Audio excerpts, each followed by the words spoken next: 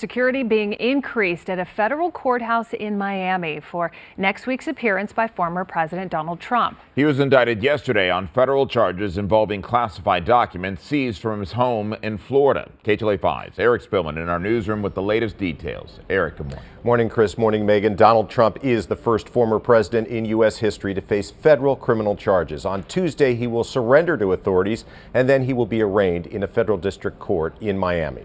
Now, the indictment comes after an investigation by special counsel Jack Smith. It lasted for several months.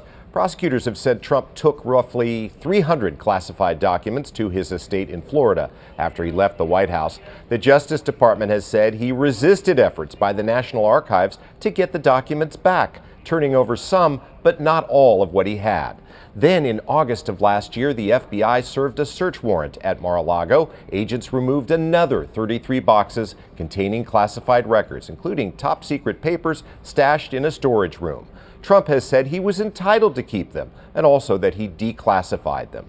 Now, the indictment is sealed, but according to Trump's lawyers, the former president is facing 7 criminal counts. In addition to mishandling classified documents, they include willfully retaining national defense secrets in violation of the Espionage Act, making false statements, and conspiracy to obstruct justice.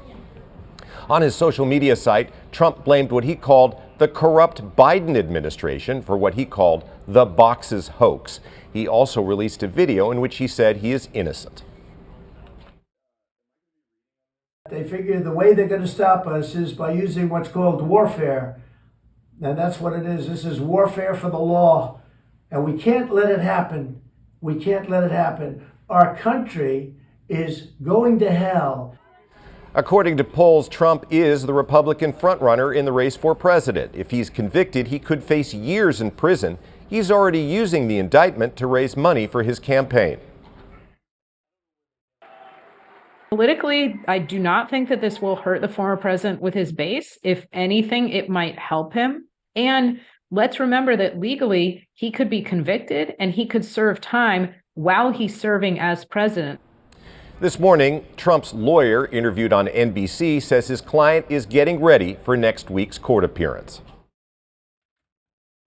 He will appear in court on Tuesday, no doubt. He's not afraid of this thing. It's a ridiculous criminalization of a non-criminal dispute. So he'll be there, and and so will Secret Service, and we'll coordinate with U.S. Marshals and make sure that it is as efficient and safe as we can make the whole situation.